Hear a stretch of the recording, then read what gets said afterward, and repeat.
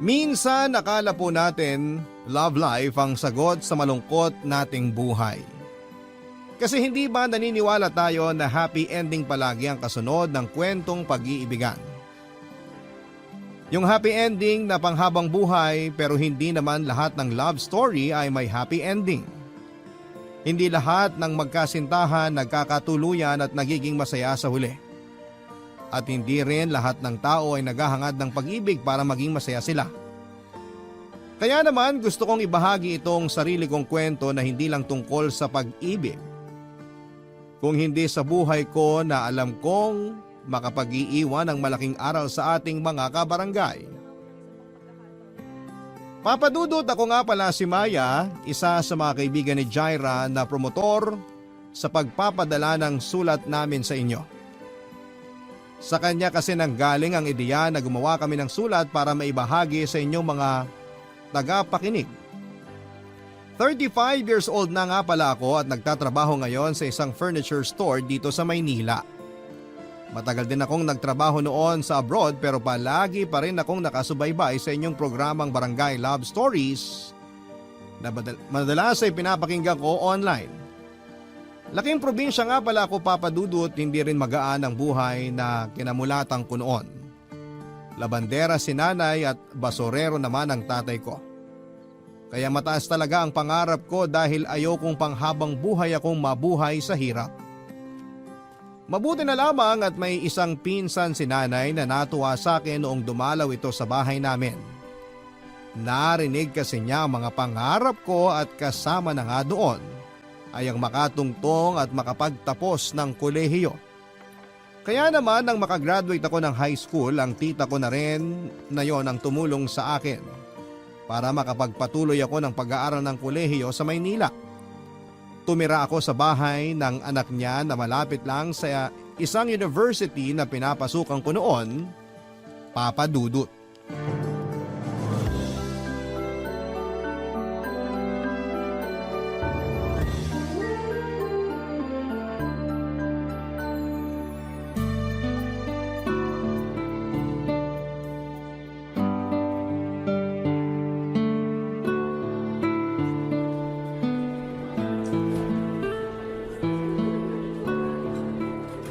Grabe, nagugutom na ako.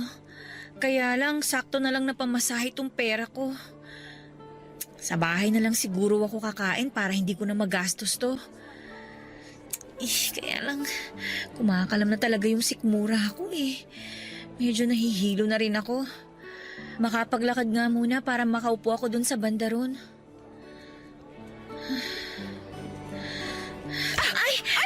Ano ba yan? Pasensya na ha. Tumingin ka naman sa nilalakaran mo. Muntik na ako matumba ng dahil sa'yo. Oo nga, miss. Mag-ingat ka kasi muntik ko na rin mabitawan tong cellphone ko. Pasensya na talaga kayo. Medyo nahilo kasi ako kaya hindi ko masyadong nakita ng maayos ang nilalakaran ko. Teka, ayos ka lang ba? Oo. Parang namumutla ka. Mabuti pa alalayan ka na naming makapaglakad hanggang doon para makaupo ka. Hindi na. Okay lang talaga ako. Hindi. Aalalayan ka na namin kasi parang matutumba ka na. Jaira, alalayan mo yung isang braso niya. Doon tayo pumunta sa waiting shed paglabas ng gate. Sige. Dahan-dahan Okay ka lang ba? Kaya? Salamat ha. Ayan. Maayos na bang pakiramdam mo ngayong nakaupo na tayo dito sa may waiting shed? Oo. Salamat ulit sa inyo. Wala yun. Ano bang nangyari at medyo namumutla ka? Tapos nahihilo ka pa. Wala namang nangyari. Ano lang kasi... Ano? May sakit ka ba kaya bigla ka na lang nahilo? Wala. Wala akong sakit. Pero ang totoo kasi... Hindi pa kasi ako kumakain ng tanghalian kaya medyo nahihilo na ako. Tinapay lang din tsaka kape yung kinain ko kaninang umaga bago ako umalis ng bahay. Naku, talagang mahihilo ka niyan sa gutom. Teka, eto, may burger ako dito.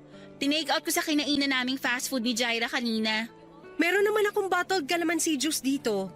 Hindi ko pa naiinuman to. Para may panulak ka dyan sa burger na kakainin mo. Ito oh, kunin mo. Naku, wag na. Salamat na lang. Kunin mo na to. Kasi baka mamaya mas mahilo ka pa kapag hindi mo kinain tong burger. Nakakahiya kasi. Ano ka ba? Huwag kang mahiya. Wala ka namang ginagawang masama. Kunin mo na to. Sige, salamat ha. Ako nga pala si Jaira. Ito naman si Phoebe. Maya ang pangalan ko. Uy, salamat ulit dito sa binigay niyo sa akin ni Phoebe ha. Wala yun. Ang mahalaga, maging okay na ang pakiramdam mo. Kainin mo na yung burger. Sige.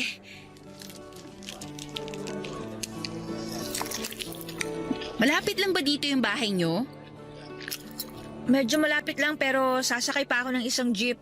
Kaya hindi rin ako nakapagtanghalian kasi sakto lang itong pamasahe ko dito eh. Ay, ganun ba? Sabay na tayo maglakad mamaya kasi papunta rin kami ni Jaira malapit sa may sakayan ng jeep. Baka kasi mahilo ka ulit. Oo nga, mas okay na yung may kasama ka naglalakad. Malapit lang din naman yung bahay namin ni Phoebe dito. Pero tricycle naman ang sasakyan namin. Ang totoo, taga-probinsya talaga ako.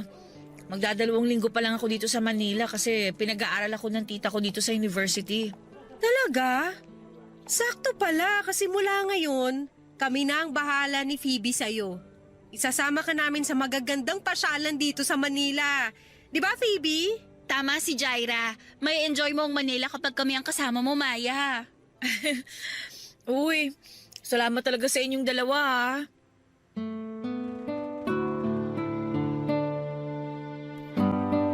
Papadudod sina Phoebe at Jaira ang una kong naging mga kaibigan noong nasa kolehiyo pa ako.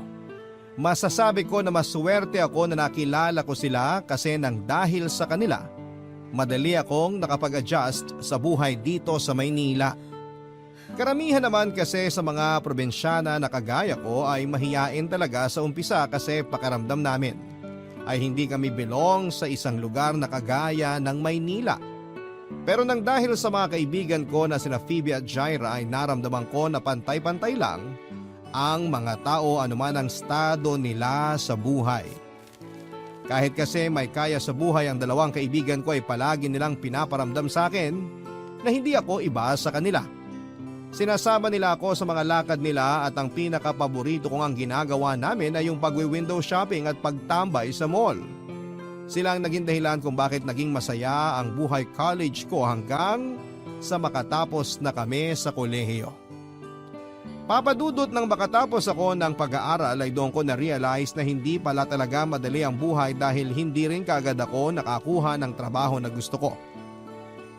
At para makatulong na ako sa pamilya ko sa probinsya ay pinasok ko na ang pagtatrabaho sa isang department store.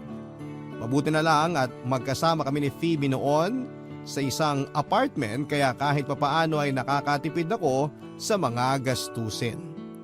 Nang mga panahong ding yon ay naging bahagi ng barkada namin sina Juno, Mark at Apollo. Nang dahil sa mga kaibigan ko kahit papaano ay hindi ako nalulungkot kahit malayo ako sa pamilya ko. Kasi sila na mismo ang naging pamilya ko sa Maynila. Wala kami halos tinatago sa isa't isa maliban na lamang sa isang bagay. Papadudod sigurado ako na magugulat ang ilan sa mga kaibigan ko sa parteng ito ng sulat ko kasi ngayon lang nila malalaman ang tungkol sa naging lihim na relasyon namin ng isa sa mga barkada namin. Walang iba kung hindi si Mark. Bago pa lamang siya sa grupo noon nang mapansin ko ang mga kakaibang tingin na ginagawa niya sa akin. Siyempre ayokong mahaluan ng mali siya at masira ang magandang friendship ng barkada. Kaya hindi ko yon masyadong pinansin noong una. Hanggang sa pasimple na nga akong pinormahan ni Mark. Madalas siyang nagtitext at tumatawag sa akin kapag alam niya na hindi ko kasama ang barkada. At madalas din kaming lumalabas na kaming dalawa lamang ang magkasama. Hanggang sa nauwi na nga sa lihim na relasyon ang lahat sa amin ni Mark, Papadudot.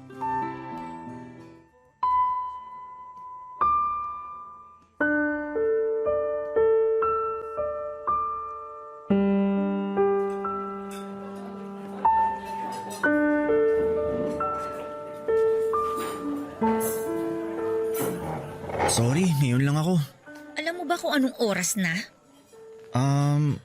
Almost 8 p.m. na. Oh, at kanina pa akong 6:45 dito sa restaurant naghihintay sa'yo. Pasensya na talaga. Traffic eh. Talaga? Traffic? Eh bakit hindi mo man lang masagot ang tawag ko kanina? Naka-silent kasi ang cellphone ko, kaya hindi ko napansin na tumatawag ka pala.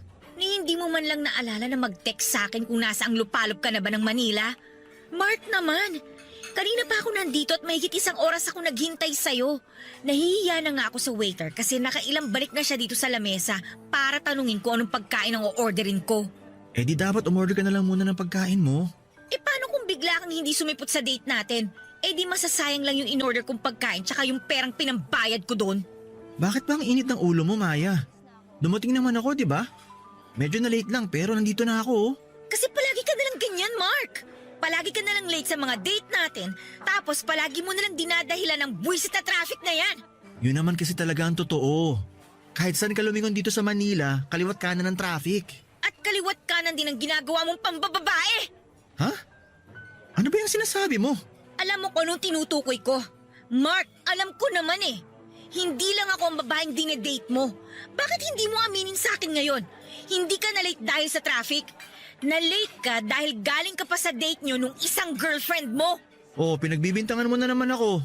Hindi kita pinagbibintangan dahil si Jaira mismo nagsabi sa akin na kung sino-sino raw babae ang pinopormahan mo sa opisina ninyo. Gusto ko na nga sabihin sa kanyang tungkol sa atin eh. Pero pinigilan ko lang talaga yung sarili ko kasi ayoko may makaalam sa barkada ng tungkol sa relasyon nating dalawa. O ngayon, sabihin mo sa akin na gumagawa pa rin ako ng kwento tungkol sa pambababae mo. Wala lang naman kasi yun. Mga kaopisina ko lang naman na babae yun. Madalas lang kaming nagbibiruan. Nakakabiruan o nakakalandian? Kasi magkaiba ang ibig sabihin ng dalawang yon. Minsan na nga lang tayo magkasama ng ganito, mag-aaway pa talaga tayo. Paano nga tayo magkikita ng madalas kung marami kaming babae na naghahati sa oras mo? Alam mo, sa totoo lang, nakakapagod na yung ganitong setup, Mark. Ano naman gusto mo mangyari? Tapusin ang relasyon natin na to? Oo, siguro. Alam ko naman kasi na hindi ka rin seryoso sa kung anong meron tayong dalawa. Rin? Ibig sabihin pala, sa umpisa pa lang hindi ka na seryoso sa akin? Ay, wag na tayong maglokohan, Mark. Alam ko naman na naghahanap ka lang ng pampalipas oras nung mga panahon na nagkakilala tayo. Aminin ko, ganun din naman ako eh. Na-miss ko yung pakiramdam na may boyfriend at nakakasama hindi lang sa ganitong date, kung hindi pati na rin sa kama. Pero habang tumatagal, lumalabo lang kung anumang meron sa ating dalawa. Kaya ang mabuti pa, tapusin na natin to para hindi na tayo nagsasayang ng oras.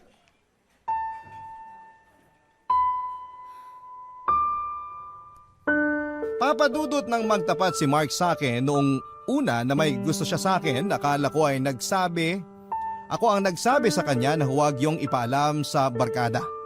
Ayoko kasi na magkaroon ng ilangan ng bawat isa sa amin, kaya naman ang maging kami ay pareho na naming naging desisyon na ilihim na lamang din ang lahat sa kanila. Ewan ko ba, pero pakiramdam ko kasi noong umpisa pa lamang ay hindi naman kami masyadong seryoso talaga ni Mark noon. Oo, attracted kami sa isa't isa pero ramdam ko na dahil lang yon sa pisikal na itsura namin. Guwapo kasi si Mark, matangkad at mistiso pa. Hindi naman sa pagmamayabang pero masasabi ko rin na ako naman ang pinakamaganda sa amin nina Jaira at Phoebe. Kaya nga ako rin ang nagkaroon ng pinakamaraming ex-boyfriend sa aming tatlo. Kaya lang papadudot mula nang maging kami ni Mark ay parang doon na namin unti-unting mas nakilala ang isa't isa. Doon din namin na-realize na marami kaming bagay na hindi na pagkakasunduan. At magkaiba rin talaga ang ugali naming dalawa. Kumbaga naging trial and error lang ang relasyon namin, kaya madali para sa amin ang tapusin yon. Nasaktan din naman ako pero hindi ganon kalalim. Alam ko na ganon din si Mark, kaya hindi kami nahirapan na ibalik paunti-unti ang friendship na nasimulan naming dalawa. Mas naging close pa nga kami pero sa point na alam naming hanggang good friendship na lamang talaga ang kaya naming ibigay sa isa't isa. At sa huli ay nag-decide kaming hindi na lamang ipaalam sa barkada ang tungkol sa naging relasyon naming dalawa, Papa Dudut. Barangay Love Stories. Barangay Love Stories. Papadudot pagkalipas ng 5 taon ay nakilala ko naman si Andrew na nagtatrabaho malapit sa department store na pinagtatrabahuhan ko. Madalas ko na siyang nakakangitian sa tuwing magtatama ang mga tingin naming dalawa dahil gwapo siya, matangkad at matipuno ang pangangatawan. Kaagad naman akong na-attract sa kanya kaya nang minsan kaming magkasabay sa jeep pauwi ay hindi ko na pinagdamot ang pangalan at cellphone number ko nang tanungin niya yon sa akin. Naging madalas ang pagtitext niya sa akin hanggang sa mag-date na nga kaming dalawa. Hindi nagtagal ay naging boyfriend ko na rin si Andrew, Papadudut. Bukod sa attracted talaga ako sa itsura ni Andrew ay nagustuhan ko rin ang pagiging malambing niya, Papadudut. Gusto niya na palagi kaming nagkikita at nagdi-date. Kapag may isang araw na hindi niya ako napuntahan sa trabaho ko, para makita man lamang ako ay mababakasan ko kaagad sa boses niya kapag tumawag siya kung gaano niya ako kamis. Sa aming dalawa siya talaga ang mas clingy. Wala namang problema sa akin yon kasi mas kinikilig pa nga ako sa ganong ugali niya. Pakiramdam ko kasi mahal na mahal niya ako. Kaya naman nang isuggest niya na magsama na lamang kami sa isang bahay ay kaagad ko yon na sinang-ayunan. At tila pati panahon ay sumasang-ayon din sa amin ni Andrew noon. Sinabi kasi sa akin ni Phoebe na aalis na siya sa inuupahan naming apartment at doon na siya titira sa bahay ng fiancé niya, Papadudut.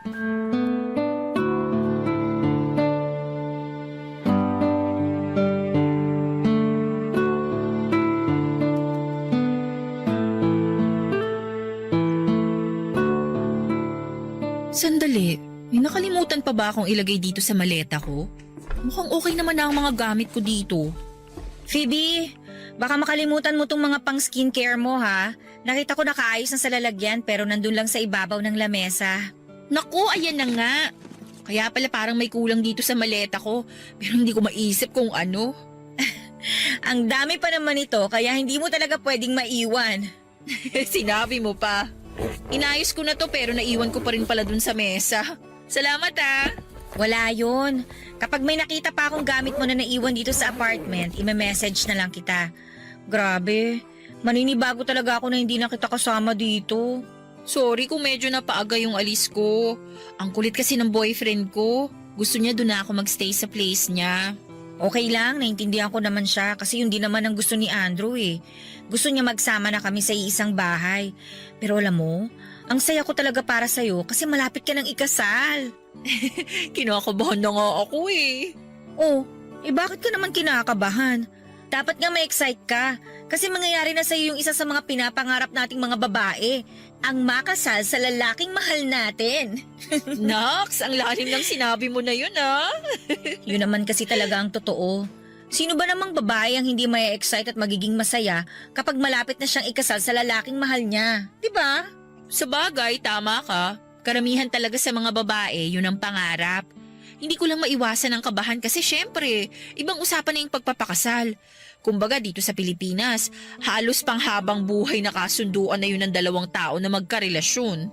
Hindi ka naman magpapakasal sa boyfriend mo kung hindi ka pa sigurado na siya yung gusto mong makasama habang buhay eh. Oo. Kaya nga tinanggap ko yung wedding proposal niya sa akin kasi mahal ko talaga siya. At wala na akong nakikitang ibang lalaki na gusto kong makasama habang buhay. Pero ayun nga, hindi ko lang maiwasan na kabahan kasi natatakot ako na magaya kami sa parents ko. Oo nga pala, galing ka nga pala sa broken family. Ay, oo. Imagine 10 years na magkarelasyon ang parents ko bago sila magpakasal ah. At kung kailan may mga anak na sila, saka pa naghiwalay. Bakit nga sila naghiwalay nun? Nagkaroon kasi ng ibang babae si Daddy. Pinatawad siya ni Mommy pero inulit niya ng inulit ang pambababae niya. Mabuti nga natauhan na si Mommy kasi kahit ako, ayoko nang nakikita siyang umiiyak dahil lang sa ginagawang kalokohan ni Daddy. At yun sana ang ayokong mangyari sa amin ng fiancé ko. Ayokong mauwi lang sa hiwalayan ng pagsasama naming dalawa. Hindi mangyayari yan, Phoebe. Iba ang daddy mo sa fiancé mo. Kaya sigurado ako na magiging mas maayos ang pagsasama niyong dalawa. Sana nga, Maya. Ikaw ba? Kailan niyo balak magpakasal ni Andrew? Nako, matagal pa yun. Bakit naman? Kasi hindi ka pa niya inaalok ng kasal? Kahit alokin niya ako ng kasal, baka tanggihan ko lang din yun. Wala pa kasi talaga sa plano ko yun eh. Alam mo naman na malaki pa yung responsibilidad ko sa pamilya ko. Tsaka, kailangan ko silang unahin kaysa sa pansariling kaligayahan ko. Okay lang ba kay Andrew na hindi muna kayo magpakasal? Feeling ko naman okay lang sa kanya. Kasi hindi naman namin napag-uusapan yung tungkol sa kasal eh. At saka bago ko siya sinagot noon, sinabi ko sa kanya na marami akong responsibilidad sa buhay. Hindi ko siya pwedeng gawin na #1 priority ko. Ayos lang naman daw sa kanya yon. Basta ang mahalaga, mahal namin ang isa't isa. Papadudot nang umalis na nga si Phoebe sa apartment ay si Andrew na ang nakasama ko doon. Mas nakilala ko siya ng lubusan mula nang magsama kami sa iisang bubong. Mas naging malambing at maalaga siya sa akin kaya mas lalo ko rin siyang minahal. Masasabi ko na swerte talaga ako na siya ang naging boyfriend ko kasi wala na akong ibang hahanapin pa sa kanya. Nasa kanya na ang mga katangian na gusto ko sa lalaking mapapangasawa ko. Pero syempre papadudot hindi pwede na palaging masaya ang isang relasyon. Lahat naman tayo ay dumadaan sa mga pagsubok. At nangyari din yon sa akin nang ma-stroke ang tatay ko at maospital. Naging maayos naman ang kalagayan niya sa huli kaya lang ay nagkaroon siya ng maraming maintenance na gamot. Kaya kinailangan kong magdagdag ng isa pang trabaho para madagdagan din ang pinapadala kong pera sa probinsya. Bukod sa pagiging crew sa isang fast food chain, ay nag-part-time din ako bilang promo girl sa mga iba't ibang mall na malapit sa apartment namin. Binuhos ko talaga ang oras ko sa pagtatrabaho dahil kailangan ko ng pera. At yon ang naging simula ng madalas naming pagtatalo ng partner kong si Andrew. Dahil palagi niyang sinusumbat sa akin na wala na raw akong oras sa kanya at sa relasyon naming dalawa, papadudot.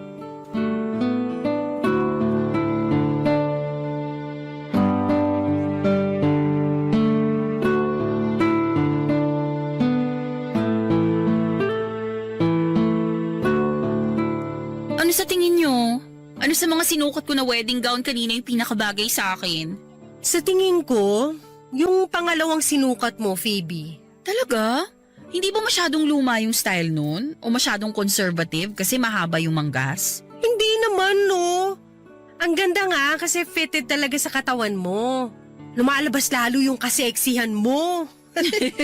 Naku, kaibigan talaga kita kasi alam mo kung paano ako bulahin. Oy, hindi pambobola yon. Nagsasabi ako ng totoo.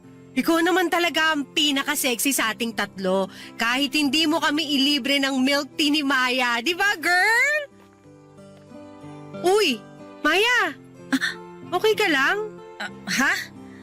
Oo naman. Talaga? Parang hindi. Bakit naman ako hindi magiging okay? Wala lang. Para kasing kanina ka patahimik. Oo nga, naubos na nga ni Jaira yung nilibre ko sa inyo na milk tea. Pero yung sayo, halos hindi mo pa nakakalahati. Saka, kanina pa ako nagtatanong kung ano sa mga wedding gown na sinukat ko kanina, yung tingin nyo na pinakabagay sa akin. Hindi ka man lang nagko-comment. Naku, sorry.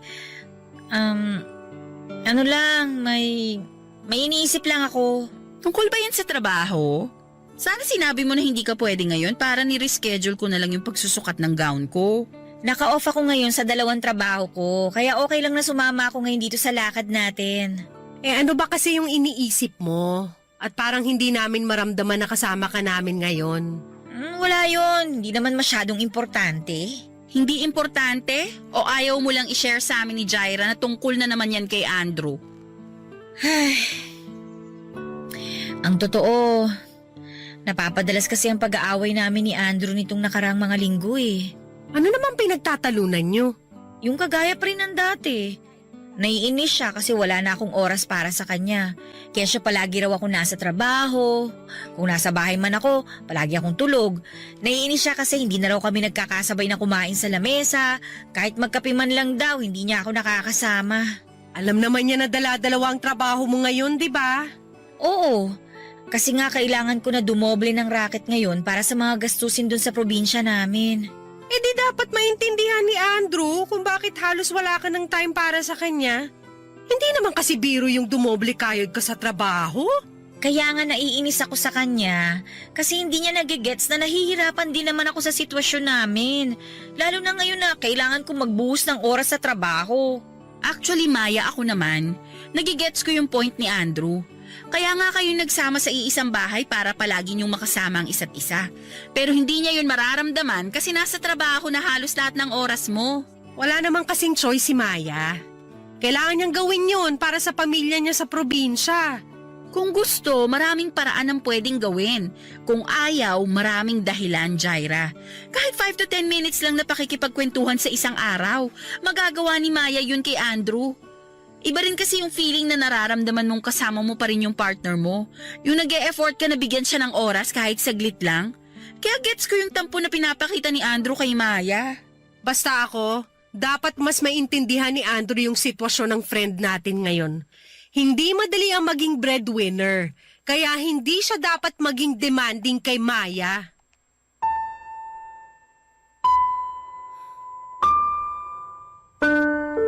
Papa Dudut, naiintindihan ko naman si Andrew sa tuwing sasabihin niya sa akin na hindi na niya maramdaman na magkasama kami sa iisang bahay. Kasi nga ay palagi akong nasa trabaho noon. Kung nasa bahay man ako ay tulog lamang ang ginagawa ko para makapagpahinga naman ako. Hindi na kami madalas na nagkakausap, nakakapagkwentuhan o nagkakasabay na kumain sa lamesa. Hindi na namin halos nakakasama ang isa't isa pero sana naman ay maintindihan niya rin. Hindi madali ang pinagdadaanan ko noon lalo na at dumoble kayod ako para sa pamilya ko. Panganay po ako sa 4 na magkakapatid at ng mga panahong yon. Ako rin na nagpapaaral sa mga kapatid ko. Wala na nga ako halos nabibili ng mga gamit para sa sarili ko dahil palagi kong inuuna ang pamilya ko.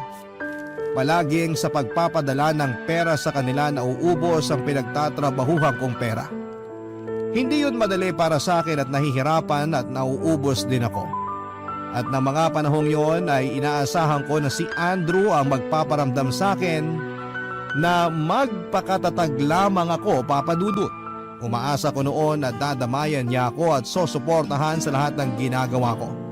Lalo na pagdating sa pagtatrabaho pero hindi ganon ang nangyari. Dahil dumagdag pa siya sa bigat ng nararamdaman ko noon, Papa Dudut. Barangay Love Stories. Barangay Love Stories. Papa Dudut, akala ko nung una ay maaayos pa namin ni Andrew ang lahat sa aming dalawa. Baka kasi pagsubok lamang yung mga pagtatalo namin at hindi pagkakaintindihan. Baka darating din ang araw na mas maunawaan namin ang isa't isa at maliliwanagan kami sa mga issue sa relasyon namin. Kaya lang habang tumatagal, mas lumalala ang pagtatalo naming dalawa. Kung hindi kami nagpapansinan sa apartment, nag-aaway naman kaming dalawa. At ang palaging sinusumbat ni Andrew ay yung oras na hindi ko maibigay sa kanya o sa relasyon namin.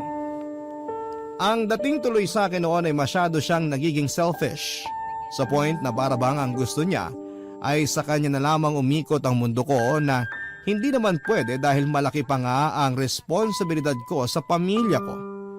Hindi niya yon naisip kasi hindi naman siya kagaya ko na breadwinner sa pamilya.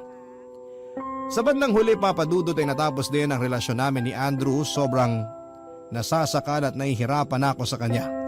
Lalo na at sumasabay pa siya sa problema ko sa pamilya ko. Kaya naman ako na ang nakipag-break sa kanya, Papa Dudut. Nung una ayaw niyang pumayag pero buo na ang desisyon ko ng mga panahong yon. Wala rin siyang nagawa kung hindi ang tanggapin ang pakikipaghiwalay ko. Para makapag-move on ako kaagad ay pareho kaming umalis ng apartment at tumira ako sa mas maliit at mas mura na paupahan. Akala ko ay mabilis ang magiging moving on process ko pero hindi pala. Dahil pagkalipas lamang ng ilang linggo ay naramdaman ko kaagad na sobrang miss ko na si Andrew. Doon ko po na-realize na totoo ang sinasabi ng iba na malalaman mo ang kahalagahan ng isang tao kapag hindi mo na ito nakakasama. Kasi pakiramdam ko ay mas minahal ko pa si Andrew mula nang maghiwalay kaming dalawa. At dahil nahihirapan ako ng mga panahon na yon ay humingi ako ng payo sa isa sa mga pinaka-close ko sa barkada na si Juno. Tinawagan ko siya at nakipagkita ako sa kanya sa coffee shop. Kaya lang habang naghihintay ako ay tumawag naman sa akin si Mark at humingi ng payo tungkol sa sarili niyang love life. Nagawa ko naman siyang kausapin saglit at bigyan ng payo bago pa dumating si Juno sa coffee shop kung saan ko siya hinihintay, Papa Dudut.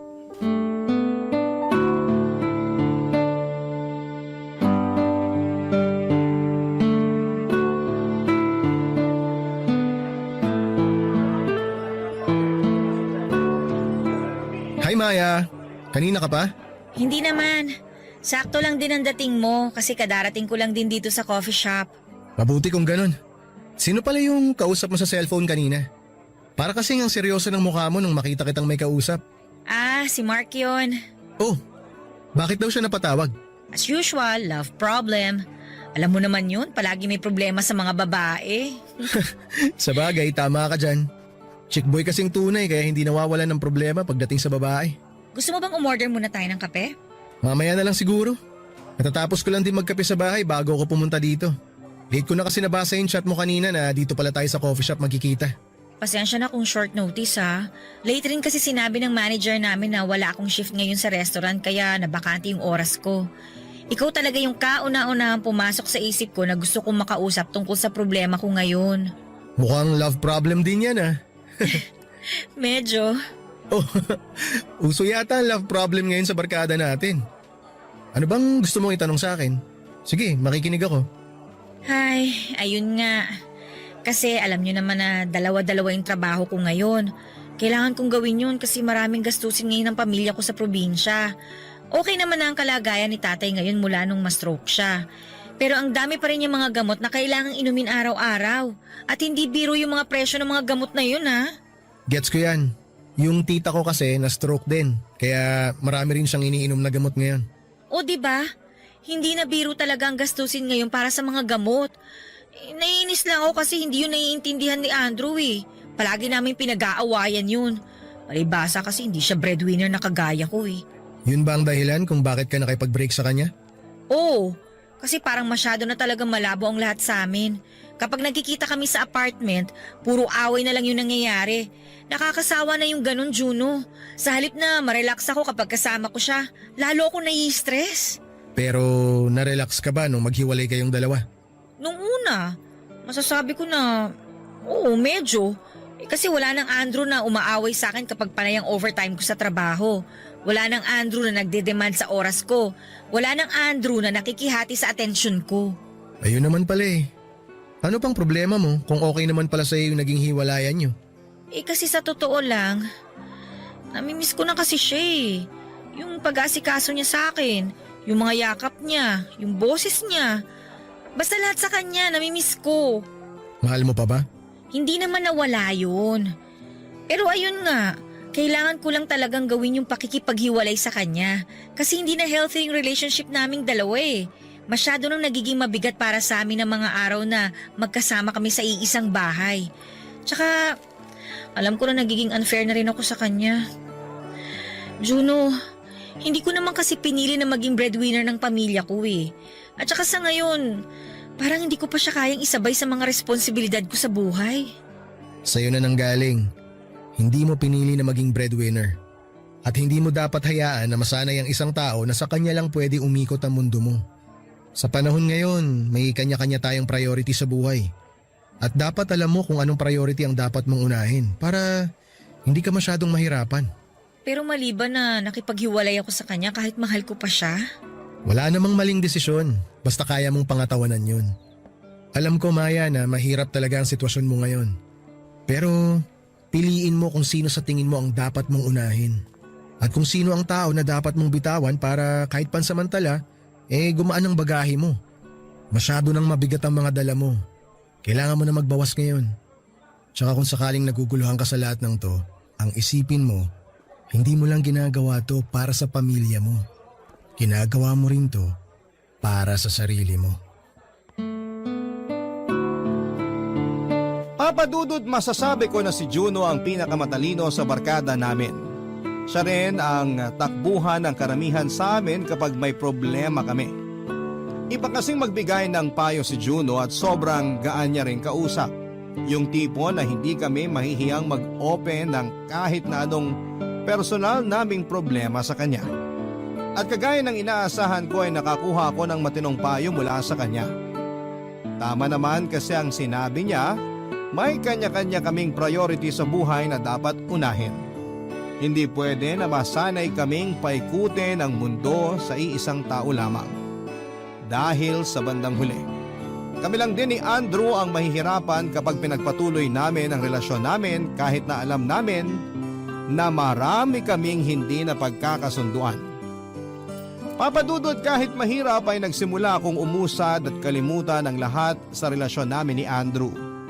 Nag-focus na lamang ako sa pagtatrabaho at pagtulong sa pamilya ko. Pinili ko sila at hindi ko sila kayang pabayaan. Hindi nagtagal ay nakatanggap ako ng job opportunity sa Singapore. May pinsan kasi ako nagtatrabaho doon at sinabi niya na pwede niya akong tulungan na makaalis ng Pilipinas. Wala sa isip ko noong una na maging OFW, pero naisip ko rin na maraming dahilan para hindi ko palampasin ang job opportunity na yon. Hindi lang para sa pamilya ko, kung hindi para na rin sa sarili ko. Kaya naman sa huli nagpasya ako na tanggapin ang trabahong inalok sa akin ng pinsan ko. Malungkot at mabigat talaga sa akin yon. Hindi lang dahil sa pamilya ko na matagal kong hindi makikita, kung hindi dahil na rin sa mga kaibigan ko na halos pamilya na ang turing ko. Papadudod, malapit na ang pag-alis ko ng bansa nang magaya si Juno na magkita-kita ang barkada sa mismong araw ng mga puso taong 2018. Nang dumating ako doon, si Phoebe lang ang wala pa ng mga oras na yon. At hindi ko inaasahan ang pakulo na inihanda ni Juno para sa espesyal na araw na yon. Ang tungkol sa time capsule, kung saan ay maglalagay kami ng mga bagay na sumisimbolo sa estado ng buhay namin ng mga panahon na yon. Habang pinapaliwanag yun ni Juno ay natatahimik na lamang ako habang nag-iisip kung ano bang dapat na ilagay ko doon. Binuksan, kinapa ko ang bulsa ko, binuksan ko ang bag ko at sinilip ko ang laman ng wallet ko. Doon ko nakita ang bagay na gusto kong ilagay sa time capsule na babalikan namin ang mga kaibigan ko pagkalipas ng ilang taon, Papa Dudut.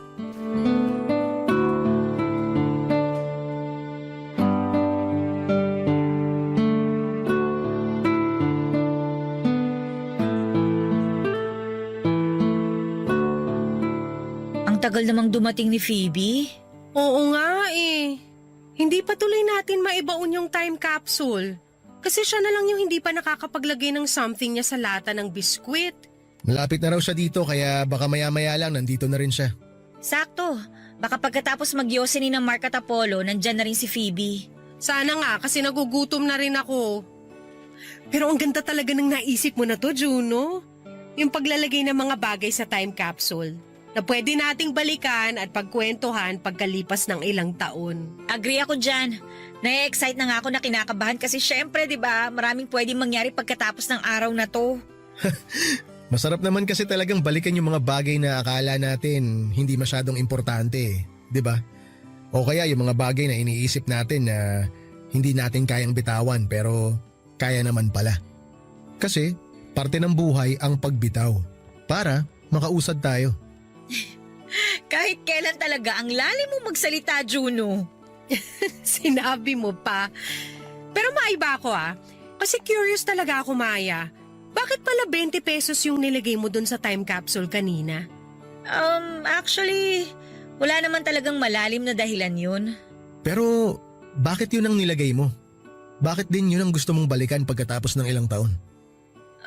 Ang totoo, nang maghanap ako ng bagay na pwede kong ilagay doon, Nakita ko na yun na lang din palang laman ng wallet ko. Buti nga may dalang kotse si Apollo at makakasabay ako sa kanya pa uwi mamaya eh. Kung yung 20 pesos na yun na lang ang laman ng wallet mo, bakit nilagay mo pa yun sa time capsule? Wala lang. Kasi gusto kong balikan ng araw na to kung kailan parang sabay-sabay na bumagsak sa akin yung mga pagsubok. Yung pagka-stroke ni tatay, yung pagkagipit namin sa pera, tsaka yung paghihiwalay namin ni Andrew. Gusto kong alalahanin yung moment na kahit gaano kahirap yung buhay ko, na kaya ko namang lampasan ang lahat. Nakasurvive pa rin ako at hindi ako sumuko. Tsaka kahit mahirap, mas pinili kong lumayo hindi lang para sa pamilya ko, kundi para sa sarili ko. Teka, anong sinasabi mo na mas pinili mong lumayo? Ang totoo, malapit na akong pumunta ng Singapore kasi okay na yung mga papeles ko. OMG! Ibig sabihin tutuloy ka pala talaga mag-abroad? Oo, pero hindi ko ginagawa to para makapag-move on kagad ako kay Andrew. Gagawin ko to kasi gusto ko nang matupad yung pangarap ko. Yung mabigyan ng magandang buhay ang pamilya ko sa probinsya. Grabe, nakakalungkot naman. Matagal-tagal pala talaga tayong hindi magkikita. Medyo. Kasi ilang taon din ang magiging kontrata ko doon. Pero pwede naman tayo mag-video call kapag may oras tayo. Iba pa rin yung totoong magkakasama tayong barkada. Jaira, hayaan mo na si Maya sa gusto niyang gawin. Nakakalungkot, oo, pero dapat na maging masaya pa rin tayo para sa kanya. Kasi eto na yun eh, yung pangarap na gusto niya para sa sarili niya. Kaya Maya, congrats ha. Mahirap talaga maging OFW, oo. Pero alam ko, kakayanin mo. Si Maya pa ba? Pinakaastig sa barkada yan eh. Walang hindi kakayanin para sa pamilya niya. Congrats, Maya! Masaya ako para sa'yo. At sigurado magiging masaya rin ang buong barkada mamaya kapag nalaman nila to. Kasi kagaya ng sinabi ni Juno, ito na yung hinihintay mong katuparan ng mga pangarap mo. Salamat sa inyo guys ha. Ano ba yan? Naiiyak na kaagad ako. Basta, magtawagan pa rin tayo palagi ha. Sobrang mamimiss ko kayo ng barkada. Papadudot, may mga desisyon tayo na pwedeng makapagpabago sa paniniwala o buhay natin. Hindi kasi pwede na palagi na lamang tayong nagpapatalo sa emosyon natin at nagpapadala sa agos ng buhay. Aminin man natin o hindi ay madalas na kailangan nating maging praktikal lalo na kapag hindi naman tayo pinanganak na otomatikong swerte sa pera. Hindi ko naman sinasabi na malas ako sa pamilyang kinalakhan ko. Sadyang hindi lang talaga ako kagaya ng mga kaibigan ko na swerte pagdating sa pera. Ganon pa man ay biyaya para sa akin ang pamilya ko. Kasi sila ang naging daan para mas makilala ko ang sarili ko. At mas maging matatag pa ako sa hamon ng buhay. Kung hindi dahil sa kanila ay hindi ko makikita ang totoong gusto kong gawin. Yon ay ang mas maging successful sa karera. Papadudot, 2 linggo pagkatapos naming magkita-kita ng mga kaibigan ko noong February 14, 2018 ay umalis na po ako ng bansa para magtrabaho sa Singapore. Mahirap, sobra. Kahit pa sabihin na matagal ko rin hindi nakakasama ang pamilya ko kasi sa Maynila ako nagtatrabaho nung una at nasa probinsya sila. Pero iba pa rin pala yung sa ibang bansa na ako nagtatrabaho. Kasi may mga oras na isa sa kanila ang nagkakasakit tapos hindi ko kaagad sila mapuntahan. May mga gabi na naiiyak na lamang ako kasi sobra ko silang nami-miss. May mga araw na gusto ko na lang umuwi ng Pilipinas para makasama na ulit sila. Pero lahat ng lungkot at pagka-homesick ko ay pinilit kong labanan. Ginawa ko yon para sa kanila at pagkalipas nga ng ilang taon ay hindi ako nabigo na bigyan sila ng maayos na buhay. May mga relasyon na nagtapos at nag-iwan sa atin ng magandang alaala. Meron ding relasyon na mahirap balikan dahil sa mapait na karanasang ibinigay nito sa atin. Minsan pa mahirap ding kalimutan lalo na ang malalim na peklat na iniwan nito sa ating isip at damdamin. Na pwedeng maging dahilan para matakot tayo na magmahal at magtiwalang muli. Magandang araw sa inyo, Papa Dudu. Tawagin niyo na lamang po ako sa pangalang Elias. 29 years old at nagtatrabaho po bilang loan processor sa isang bangko dito sa Bulacan. Nakilala na rin talaga ako sa opisina namin bilang isang workaholic na tao. Tinutokso pa nga nila ako noon na masyado na raw akong seryoso sa buhay ko. Na dapat daw ay bigyan ko naman ng tamis ang sarili ko dahil baka raw tumanda na akong binata. Ganon talaga siguro kapag alam ng mga taong nakapaligid sa akin na matagal na akong single. Okay naman ako sa ganong setup sa buhay ko, Papa Dudut. Kasi wala akong ibang iniisip kung hindi ang sarili at trabaho ko. Hindi ko inaalala ang mga tao na hindi ko naman kaano-ano. Pero syempre palaging may isa na darating sa buhay natin para baguhin ang pananaw natin. At nangyari yon nang makilala ko si Carol. Bago lamang siya sa opisina namin pero pinsan siya ng isang tenured na kaopisina ko na medyo ka-close ko na rin. Simple lamang po si Carol, Papa Dudut. Maganda at medyo tahimik na babae kaya na-atraka agad ako sa kanya. Ang nakakalungkot lang na nalaman ko tungkol sa kanya ay sinabi ng pinsan niya na may pagka-battered girlfriend daw itong si Carol, Papa Dudut.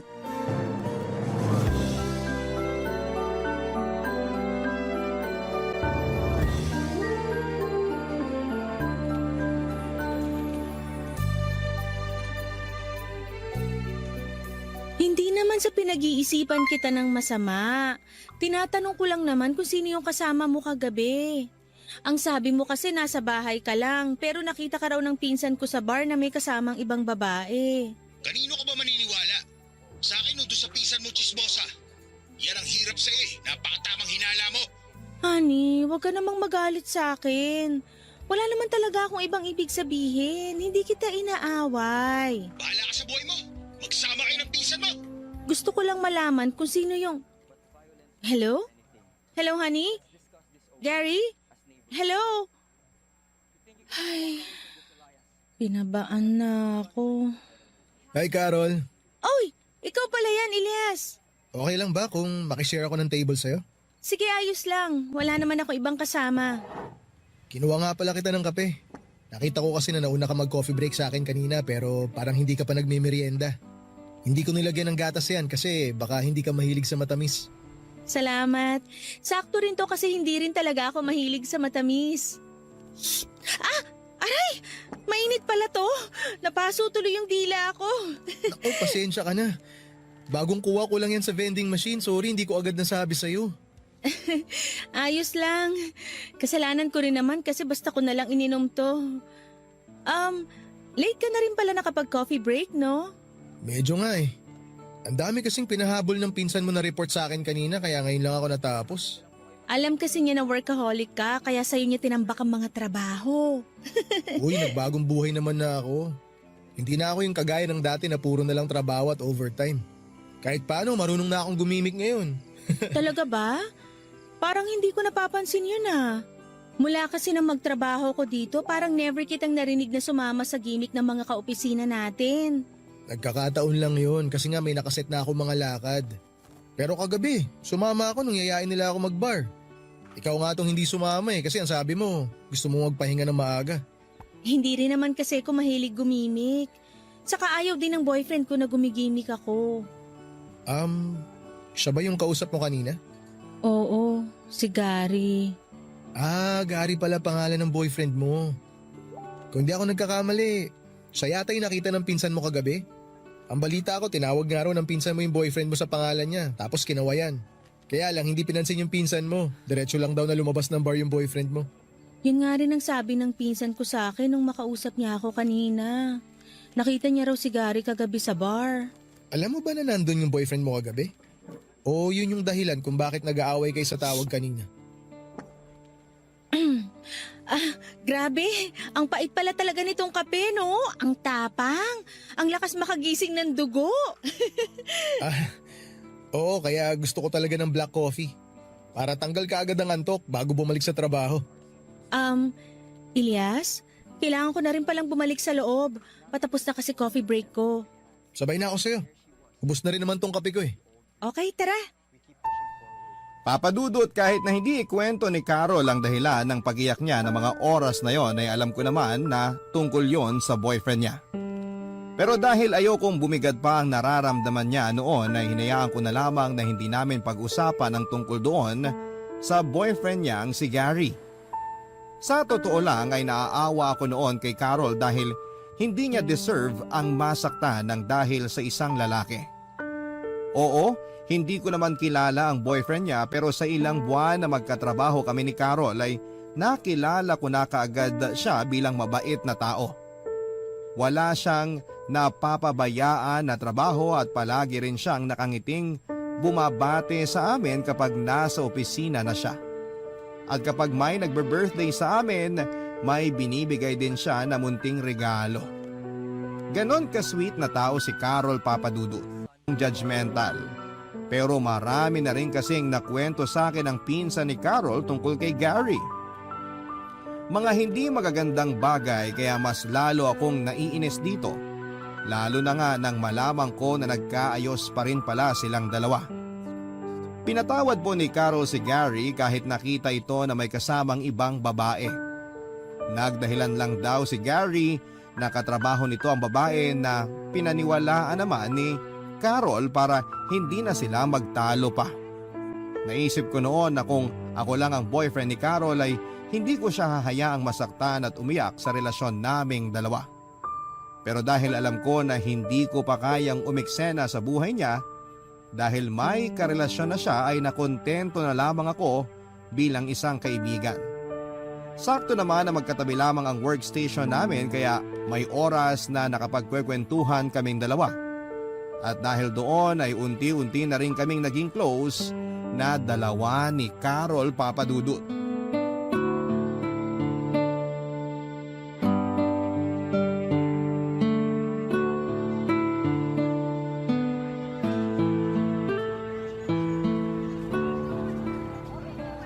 Ay, mabuti na lang talaga umabot ako sa unang misa dito sa simbahan. Maaga ako makakapag-grocery nito. Teka, si Carol ba yung kalalabas lang din ng simbahan? Oo, si Carol nga. Carol! Carol, sandali! Uy, Elias! Ang bilis mo maglakad. Akala ko hindi na kita aabutan eh. Sorry, ganito talaga ako maglakad. Naiinis nga mga pinsan ko sa akin kapag magkakasama kami kasi palagi silang hinihingal sa bilis kong maglakad. Hindi mo naman sinabi sa akin na may lahi ka palang kabayo. Uy, grabe ka naman sa akin. Biro lang. Uwi ka na ba? Oo, papunta na ako dun sa may sakay ng tricycle malapit sa covered court. Sabay na ako sa'yo. Kasi malapit lang dun yung sakay ng jeep papunta sa mall. Okay, sige. Dito ka rin pala nagsisimba pag Sunday? Oo, dito rin. Pero tuwing gabi talaga ako nagsisimba. May lakad kami ng boyfriend ko mamaya kaya nag-decide na ako na ngayon na lang umattend ng misa. Ah, kaya pala ngayon lang kita na-tsempuan dito. Unang misa kasi talaga sa umaga yung inaatinan ko tapos pupunta ako sa mall para mag-grocery. Ikaw ang nag-grocery para sa bahay nyo? Oo, ako. Kasi yung dalawang ate ko may pasok pag weekend. Kaya ako na nagkukusa na gumawa nun kaysa naman maubusan kami ng stock sa bahay. Minsan nga ako na rin yung naglalaba at naglilinis eh. Ang sipag mo naman pala, Elias. Hindi naman masyado. Ayoko lang kasi na medyo makalat sa bahay kaya nagkukusa na ako. Carol! Honey, anong ginagawa mo dito? Ano ba sa tingin mo? Eh di sinusundo ka. Akala ko sa bahay na tayo magkikita. Maaga natapos yung lakad ko kanina. Bakit ba parang gulat na gulat ka? Hindi naman sa ganon. Akala ko lang hindi mo ako masusundo ngayon. Ay, oo nga pala. Si Elias, katrabaho ko. Elias, si Gary, boyfriend ko. Kumusta pare? Ayos lang. Sige, kailangan na naming umalis ng girlfriend ko. Halika na, Carol. Elias, una na kami ha. Ingat ka. Okay, sige. Ingat din kayong dalawa. Una na ako sa inyo. Sabi ng halika na eh. Aray, wag mo naman akong hilahin, Gary. Ang bagal mo kasi maglakad. Eto na nga, binibilisan ko na. Bitawan mo na lang ang kamay ko. Nasasaktan na ako sa paghawak mo sa akin. Nahihirapan tuloy ako maglakad. Huwag ka na nga umarte dyan. Ang dayo pa sinasabi. Ano, nataranta ka? Nahuli kitang may kasamang ibang lalaki. Ha? Landi mo ring leche ka no? May pasimba-simba ka pa, sipain kita dyan Katrabaho ko lang si Elias at nakasabay sa paglabas ng simbahan. Yun lang yun. Hindi ka na. Huwag kang mag-isip ng masama tungkol sa kanya. Wala akong ginagawang mali. Gary, bitawan mo na yung kamay ko. Nasasaktan na talaga ako. Papadudot ng una kong marinig sa pinsan ni Carol ang tungkol sa boyfriend niyang si Gary na siloso at mapanakit daw, ay hindi ko naman yon kaagad pinaniwalaan. Hindi naman kasi ako basta naniniwala sa chismis. Pero nang makita ko kung paano tratuhin ni Gary si Carol ay doon ko na-realize na totoo pala talaga ang mga naririnig ko tungkol sa kanya at sa relasyon nilang dalawa, Papadudot. Nakita ko ang mahigpit na pagkahawak ni Gary sa kamay at balikat ni Carol. Pati na rin ang halos paghila nito sa kanya. Kaya naman ang paghanggang nararamdaman ko para kay Carol. Unti-unti nang nahulaan ng matinding awa. Malaki kasi ang respeto ko sa mga babae lalo na at may dalawa akong kapatid na babae. Kaya alam ko na hindi sila dapat na binabastos at sinasaktan sa kahit na ano pang dahilan, Papadudot. Gusto ko tuloy noong hilahin si Carol mula kay Gary. Pero ano ba namang karapatan ko para gawin yon? Sino ba naman ako sa buhay ni Carol para kunin siya mula sa lalaking karelasyon niya ng mga oras na yon, Papadudot? Barangay Love Stories. Barangay Love Stories. Papadudot, pagkatapos kong makilala si Gary ay naramdaman ko naman na biglang umiwa sa akin si Carol sa opisina namin. Hindi na kasi siya kagaya nung una na palaging umingiti sa akin kapag palapit na siya sa station niya, nakadikit lamang ng station ko. Tahimik lamang siya na uupo doon at hindi na mag-good morning sa akin. Hindi niya na rin po ako tinatanong kung anong oras ang lunch break ko. At tinitingnan niya lamang ako o kakausapin kapag tungkol sa trabaho ang sasabihin niya. Nakakapanibago kasi parang biglang nawala na yung malambing at masayahin na Carol na nakilala ko. Pero dahil may ideya na ako kung bakit siya nagkaganon, na hinayaan ko na lamang siya ng pag-iwas niya sa akin, Papadudot. Ayoko kasi na maging dahilan pa ako ng pagtatalo nila ng boyfriend niya. Kaya kahit naninibago ako ay hinayaan ko na lamang ang pag-iwas niya sa akin. Hanggang isang araw ay nakita ko siyang umiiyak sa may pantry. Hindi ko natiis na hindi siya lapitan. Inabutan ko siya ng panyo at nang medyo kumalma na siya ay kumuha ko ng kape na para sa kanya, Papadudot.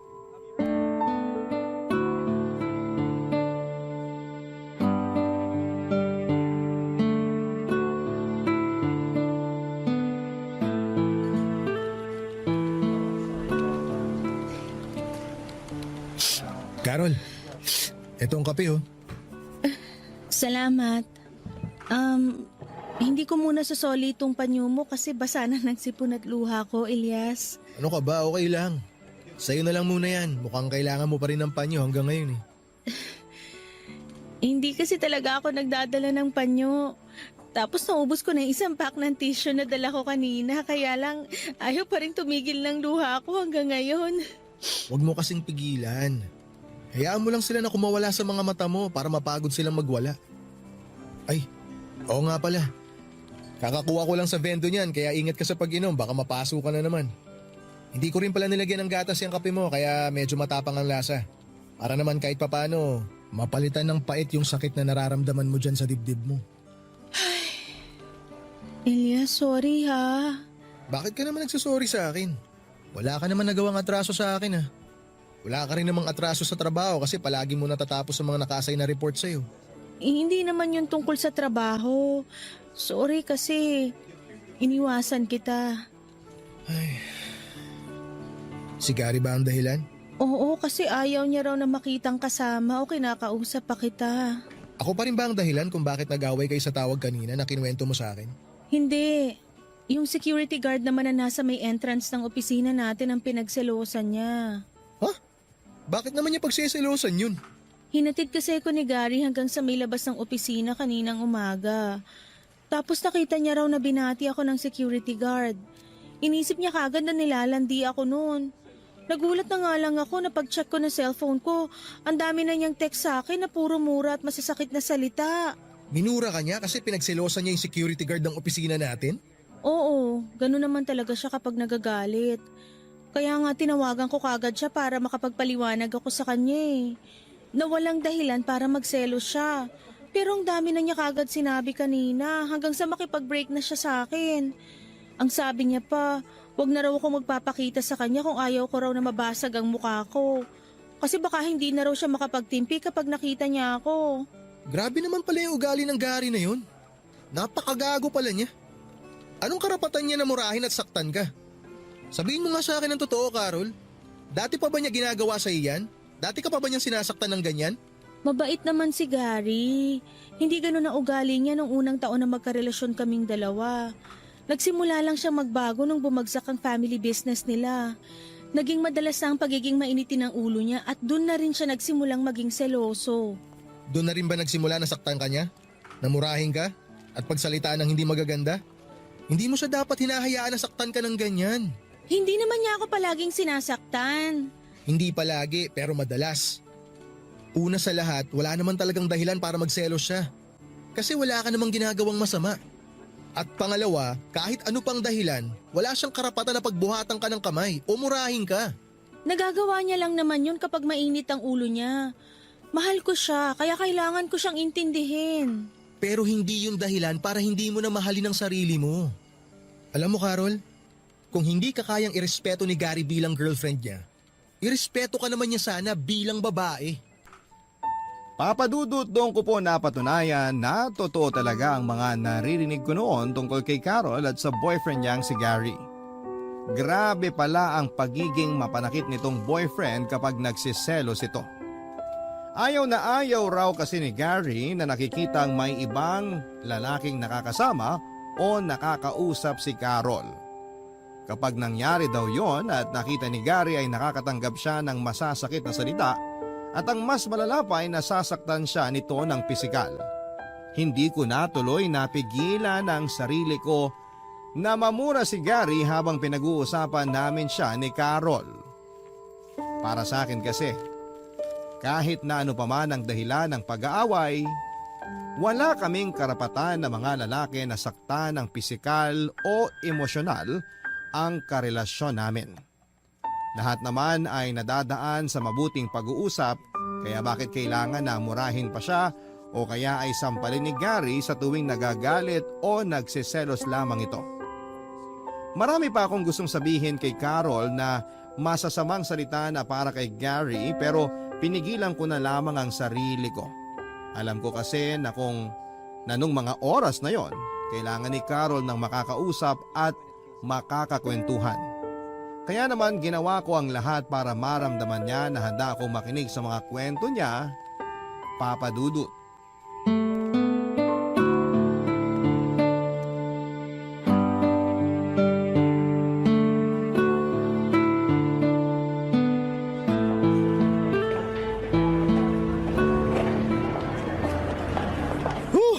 Sa wakas, makakauwi rin na maaga. Mabuti na lang wala sa mood na magpa-overtime kanina supervisor natin. Sakto nga kasi wala rin ako sa mood mag-overtime, sa totoo lang. Himala, hindi ka na yata madalas nagpapakalunod sa trabaho. Sabi ko naman sa'yo, di ba, nagbagong buhay na ako. Di na ako yung dating workaholic na Ilyas na katrabaho mo. Halata nga, kasi palagi kang excited kapag end of shift na. Napansin mo rin pala yon? Oh, nga pala, bakit hindi mo kasabay pinsan mo ngayon? May date kasi sila ng boyfriend niya. Ayoko namang maging third wheel, kaya sinabi ko na mauuna na lang akong umuwi sa kanya. Sa bagay, boring talaga maging third wheel eh. Teka, wala ka naman sundo, di ba? Sabay ka na sa akin umuwi. Sakto, dala ko yung auto ko. Tara. Hindi na, makakaabala pa ako sa'yo. Ano ka ba? Hindi ka abala. Tsaka hindi naman out of the way yung lugar nyo pa uwi sa bahay namin eh. Natid ko na kayo ng pinsan mo dati dun. Kaya alam ko na yung papunta sa inyo. Malapit lang yun sa amin, hindi ka hassle, maniwala ka. Pumayag ka na, hatid na kita. Sige na nga, para makatipid na rin ako ng pamasahe. Carol, hindi nga ako nagkamali. Kayo talaga ng lalaking yan. Gary? O ano? Nagulat ka na naman na nakita ko kayo magkasama? Ano? Aalis kayo? Magche-check-in kayo? Ano? Papalaway ka dito? Ha? Teka pare, mali ka nang iniisip. Wala kaming relasyon ni Carol. Tumahimik ka dyan, ha? Problema namin to ng girlfriend ko kaya huwag kang makialam. Girlfriend? Anong pinagsasabi mo? Di ba nung isang linggo lang nakipag-break ka na sa kanya? Elias, tama na. Ako nang bahala makipag-usap kay Gary. Sige na, umalis ka na. Alam mo ikaw, napaalad di mo talagang babae ka. Hindi ka marunong makontento sa isang lalaki. Mali nga kasi ang iniisip mo, Gary. Mali? Talaga? Kahit kitang-kita na ng dalawang mata ko na magkasama kayong dalawa? Magkasabay kaming lumabas ng opisina dahil sabay ding natapos yung shift namin sa trabaho. Pwede ba? Huwag mo nang bilugin ang ulo ko. Hindi ako tanga para maniwala dyan sa mga kasinungalingan mo. Hindi nga ako nagsisinungaling. Sinabi na tumahimik ka na. Aray! Napakagago mo talaga, Gary! Bakit mo sinampal si Carol? Elias! Ano? Tama na! Lumabang ka! Huwag mo nasaktan si Gary! Carol, anong huwag saktan? Hayaan mo na nasampalin ka ng tarantadong to? Gary, ayos ka lang ba? Halika, tutulungan kitang tumayo. Bitiwan mo ako, malandi ka! Huwag mo akong hawakan! Gary! Mali kasi ang iniisip mo! Wala talaga kaming relasyon ni Elias. Ikaw ang mahal ko! Maniwala ka naman sa akin! Hindi na ako maniniwala sa'yo! Napaalandi mong babae ka! Ayoko na talagang makita yung pagmumukha mo! Diyan ka na! Magsama kayo! Gary, sandali! Mag-usap naman muna tayo. Maniwala ka naman sa sinasabi ko! Gary! Please! Carol! Huwag mo nang habulin yung gago na yun! Bitiwan mo ako, Elias! Kailangan ko sundan si Gary! Kailangan namin mag-usap! Ano ka ba naman? Wala ka na ba talagang natitirang respeto sa sarili mo? Maawa ka naman sa pagkatao mo! Walang kwentang lalaki yun kaya hindi mo siya dapat hinahabol! Kung hindi ka niya talaga kayang respetuhin, bigyan mo naman sana ng respeto ang sarili mo! Huwag mong hayaan na sinasaktan at binabastos ka ng hayop na yon!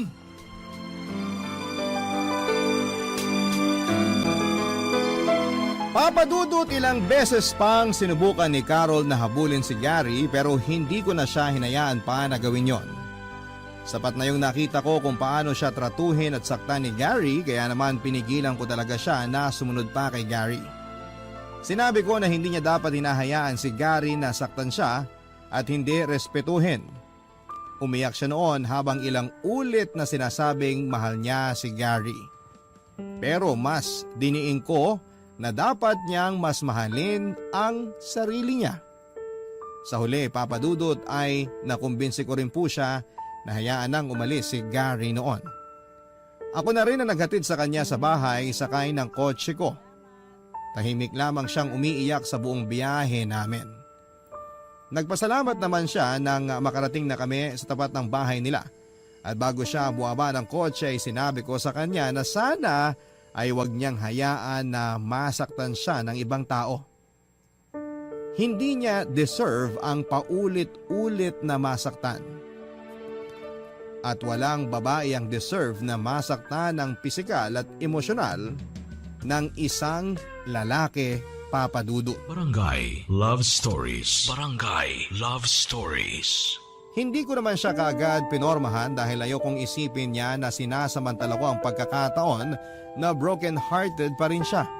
Basta nakontento na lamang ako sa paglalim ng friendship naming dalawa. Nang lumipas ang 3 buwan ay doon ako nag-decide na ligawan si Carol, Papadudot.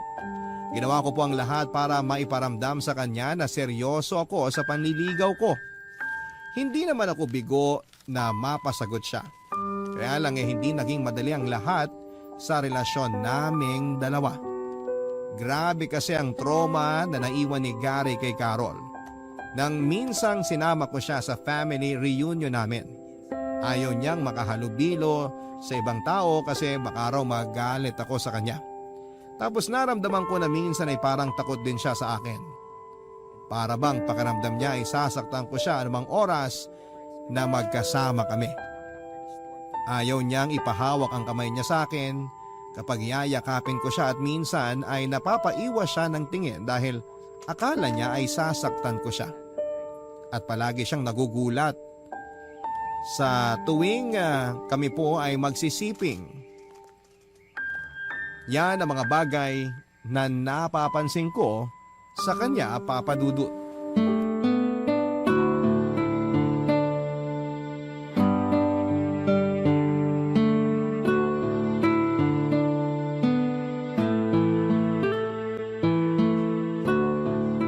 Hello, babe. Nakauwi ka na?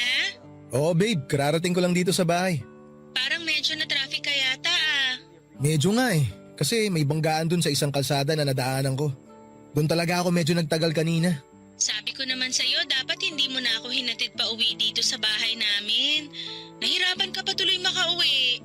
Eh hindi naman pwede yun, kasi sinama kita sa birthday celebration ng lola ko tapos mag-isa kitang pauuwiin. Tsaka hindi naman ako masyadong napagod. Ikaw ba? Nag-enjoy ka ba kanina? Oo naman, kasi kasama kita. Pero sorry babe ha. Oh, bakit ka naman nagsusorry? Kasi kinausap ko yung pinsan mong lalaki. Si Benedict. Nilapitan niya kasi ako dun sa may lamesa nung busy ka makipag-usap sa lola mo. Sinubukan ko naman siyang iwasan kaya lang ang daldal niya masyado. Madaldal talaga yun si Benedict. Sabi nga ng tita ko, pinaglihi daw siya sa puwet ng manok kaya siya madaldal eh. Ha? Hindi ka galit? Huh? Bakit naman ako magagalit? Baka kasi magselos ka dahil kinausap ko siya. Walang issue sa akin kahit kausapin mo pa ang lahat ng pinsan kong lalaki kasi may tiwala naman ako sa'yo. At alam ko na hindi mo sisirain ang tiwala ko. Thank you babe ha. Sige na, ibababa ko na rin tong tawag para makapagpahinga ka na rin. I love you. I love you too, babe. Bye. Etong kape mo, Elias. Oh, Ate Lea, gising ka pa pala. Oo, naglinis ako ng lababo na makauwi ako kanina. Tapos nung narinig kong nakauwi ka na pala ng bahay, naisipan kong magtimpla ng kape kaya pinagtimpla na rin kita. Uy, salamat. Alam mo, pangalawang beses ko palang nakikita yung girlfriend mong si Carol, pero pakiramdam ko magkakasundo kaming dalawa. Talaga? Gusto mo na siya para sa akin? Oo, mukha naman siyang mabait, masyado nga lang tahimik. Tahimik kasi talaga yon. Minsan nga parang takot siya sa tao. Yung tipong medyo mailap. Takot siya sa tao? Anong ibig mong sabihin? Galing kasi sa mapanakit na relasyon si Carol bago ko siya naging girlfriend. Sinasaktan siya ng dati niyang boyfriend lalo na kapag nagsiselos yung guy. Kaya akala niya magagalit ako kapag nakita ko siyang nakikipag-usap sa ibang lalaki. Nakakaawa naman pala siya. Mukhang na-trauma siya sa ex-boyfriend niya. Oo ate. Sa totoo lang ganun din ang tingin ko. Minsan nga nahihirapan na rin ako kasi pakiramdam ko hindi ko makuha yung buong tiwala niya. Para bang kahit sa akin takot din siya eh. Para palang siyang sinanay, no? Nung nabubuhay pa si nanay tapos sinasaktan siya ni tatay kapag nalalasing. Tama ka Ate Lea. Si nanay din talaga yung unang nakita ko kay Carol. Pakiramdam ko nga tayo nung sinasaktan siya ni tatay. Kaya nga ang gusto ko ngayon, bukod sa alisin si Carol mula dun sa anino ng gago niyang ex-boyfriend, mabuo ko ulit yung tiwala niya para sa akin at para rin sa sarili niya.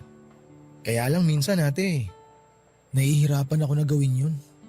Sobrang hirap palang buuin ng tiwala ng paulit-ulit na winasak ng ibang tao. Seryoso ka naman kay Carol, di ba? Oo naman ate, seryoso ako kay Carol. Sigurado ako na mahal ko na siya bago pa niya ako sagutin. O ayun naman pala eh. Huwag mo siyang sukuan kung ganon. Kasi yung isang kagaya niya na binasag ng paulit-ulit ang tiwala at pagmamahal, kailangan ng isang kagaya mo na handa siyang buuin ulit hanggang sa tuluyan ng mawala yung takot sa dibdib niya. Siguro nga mahirap talaga. Pero kung mahal mo talaga siya, hindi mo susukuan, Elias. Papa Dudut, aaminin ko na noong una ay mas lamang ang awa na nararamdaman ko para kay Carol. Ang gusto ko talaga noon ay alisin siya mula sa isang mapanakit na relasyon. Kagaya ng sinabi ni Ate Lea, ang kwento ng relasyon ni Carol kay Gary kagaya ng kwento ng namayapa naming mga magulang. Noong mga bata pa lamang kami ay madalas naming nakikita si tatay na sinasaktan si nanay, lalo na kapag lasing si tatay. Natigil lamang yon nang mamatay si tatay na sinasaktan si nanay nang dahil po sa sakit sa puso. Pero hanggang sa araw ng libing niya ay nakita ko kung gaano siya kamahal ni nanay dahil sa lakas ng pag-iyak nito. At wala pang isang taon nang lumipas ay si nanay naman ang namatay dahil sa kanyang sakit na asma. Yun talaga siguro ang unang dahilan kung bakit napansin ko noon si Carol Papadudut. Kasi nakikita ko si nanay sa kanya na kahit sinasaktan na ng taong mahal niya ay patuloy pa rin po na kumakapit sa relasyon na yon. Pero ang awa na naramdaman ko sa kanya ay napalitan na rin ng pagmamahal. Kahit minsan ay nakakapagod na rin intindihin ang takot na nararamdaman niya. Kasi kung wala pa siyang tiwala na hindi ko siya sasaktan ay bakit sinagot niya po ako. Pero dahil mahal ko si Carol ay hindi ko siya susukuan, Papa Dudut.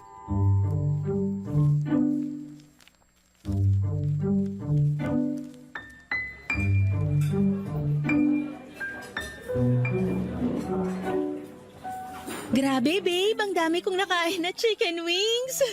Ako rin naman eh. Tingnan mo nga tong plato ko, oh. Punong-puno ng mga buto. Hindi naman papatalo tong plato ko. Puno na rin ng mga buto. Oh. Pero babe, ang sarap pala dito sa kainan na to, no? Nag-enjoy ka ba, babe? Oo, sobrang nabusog talaga ako. Tsaka sulit yung 199 natin kasi only chicken wings na. May only rice tsaka bottomless iced tea pa. Mabuti naman at nagustuhan mo dito. Alam mo, matagal na talaga kitang gustong yayain na kumain dito eh. Hindi lang ako makakuha ng tiyempo. Eh bakit ngayon mo lang ako dinala dito? Eh iniisip ko kasi na hindi mo trip yung mga ganitong kainan kaya hindi kita niyayaya. Alam mo naman kung gaano ako kalakas kumain, di ba? Oo, alam ko talaga kung gaano ka kalakas kumain. Pero hindi halata sa katawan mo, babe. Kasi sobrang sexy mo. Kita mo to, binola pa ako. Pero ayun nga, hindi naman ako mapili sa pagkain, babe. Kahit nga sa gotohan o mamihan, pwede tayong dun mag-dinner kung gusto mo. Kasi masarap din naman yung mga pagkain dun, tapos mura pa. Oo, naalala ko nga na nakatatlong mangko ka ng goto nung kumain tayo sa food court ng mall. Nagulat talaga ako dun, babe. Uy, gutom lang ako nung araw na yun, no? Sinabi ko naman sa'yo na ang dami kong nilakad, kaya triple din talaga yung naging gutom ko. Grabe, nakakahiya naman. Kasi hanggang ngayon hindi mo pa rin makalimutan yon. Hindi ko makakalimutan yon kasi dun ko nakita kung gaano ka talaga kalakas kumain. Oh, Babe, yung kamay ko. bakit? Ayaw mo ba na hinahawakan ko yung kamay mo? Eh, hindi naman, kaya lang kasi... Kaya lang ano? Wala. Hanggang ngayon ba? Pakiramdam mo sasaktan kita? Lagi mo pa rin bang iniisip na hihigpitan ko ang hawak ko sa'yo hanggang masaktan ka? Carol, tapatin mo nga ako. Takot ka pa rin ba sa akin? Eh, hindi naman sa ganun. Pero bakit parang pakiramdam ko, hindi ko pa rin makuha tiwala mo? Alam mo naman ang kwento ng naging relasyon namin ni Gary, di ba? Oo, alam na alam ko ang kwento nyo. Pero hindi ako si Gary. Ako si Elias. Boyfriend mo na ako. Kahit minsan, Carol, hindi kita sinigawan. Hindi kita minura, hindi kita sinaktan. At kahit kailan, hindi ko gagawin yung mga yun.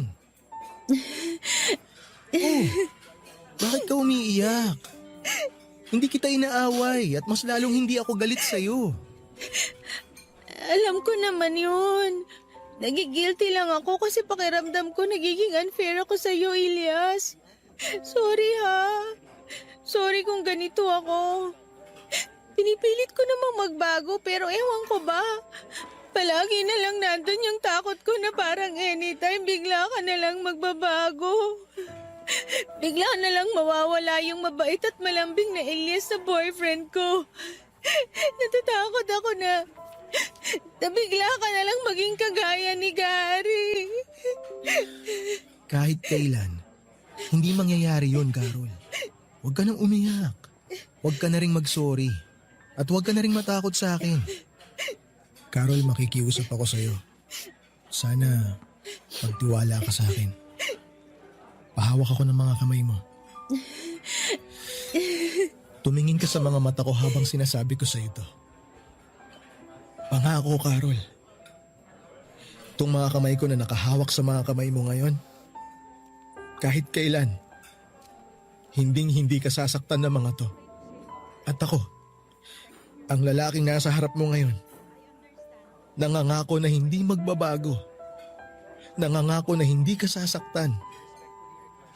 Nangangako ako, Carol. Mamahalin kita habang buhay. Tandaan mo yan. Ano ba yan? Parang pang-wedding vow na yung mga linya mo, Elias. Ikaw kasi, dinaan mo ako sa paiyak-iyak yan tuloy. Naiyak na rin ako. Babe, thank you ha. Thank you kasi dumating ka sa buhay ko. Promise, hindi ako bibitaw mula dito sa mga kamay mo at gagawin ko lahat para tuluyan ang mawala ang takot dito sa puso ko. Papa Dudut, hindi ko naman talaga masisisi si Carol kung magkaroon man siya ng ganong kalaking takot pagdating sa relasyon.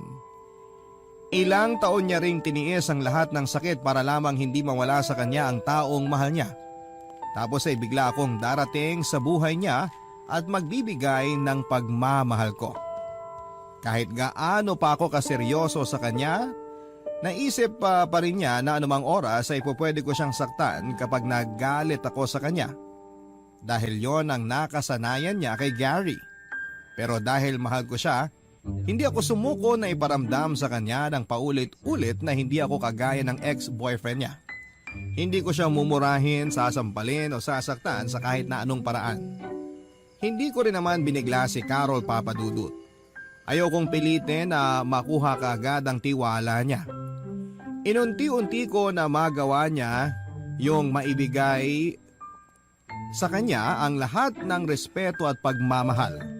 Hanggang sa maramdaman ko na nagtatagumpay ako sa gusto kong mangyari.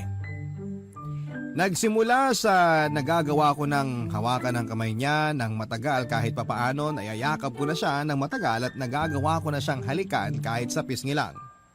Pero mas masarap sa pakiramdam kapag siyang gumagawa noon sa akin kasunod ang mga salita kung gaano niya ako kamahal.